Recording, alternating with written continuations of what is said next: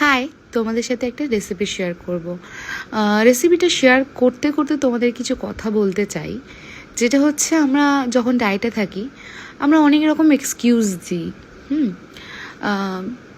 এবং এক্সকিউজের মাঝখানে আমরা কখনো চেটমিল নিয়ে নিই, কখনো ডায়েটটা ব্রেক করার চেষ্টা করি, একটা হালকা ক্রেভিংও আসে, তাই না? এগুলো সবার সাথে কম বেশি হয়।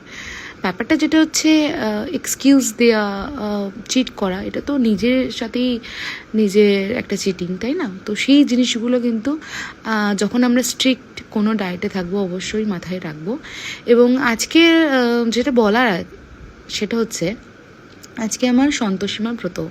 তো সেক্ষেত্রে আমি কোনো রকম অ্যানিমাল প্রোটিন নিতে পারবো না, কোনো রকম টক জাতীয় জিনিস খেতে পারবো না। তো আমিও চাইলে এক্সকিউজ দিতে পারতাম, অন্য কিছু এমন কিছু খেয়ে নিতে পারতাম, বাট আমি এক্সকিউজ দিইনি। যখন আমি নিজেকে কমিটমেন্ট দিয়েছি তখন কিন্তু অবশ্যই আমি হেলদি খাবো। তো আমার বাড়িতে যা যা অ্যাভেলেবেল ছিল সেগুলো দিয়েই চটজলদি 5 মিনিটের মধ্যে বানিয়ে ফেলেছি আমার পছন্দের একটা রেসিপি। সবাই হয়তো বানাও কম বেশি। ব্যাপারটা যেটা হচ্ছে এখানে ইনগ্রিডিয়েন্টস এতটাই কম, মানে যেটার জন্য টেস্টি হয় রান্না সেগুলো এতটাই কম, না সেরকম মশলা আছে, না তেল আছে, না কিছু আছে। তো সেটাকেই কীভাবে টেস্টি বানিয়ে খাওয়া যায় এবং যা যা অ্যাভেলেবেল আছে বাড়িতে সেটা দিয়ে কত ভালোভাবে রান্না করা যায় নিজের জন্য, তাও খুব কম সময়ে, সেটাই হচ্ছে আসল চ্যালেঞ্জিং ব্যাপার।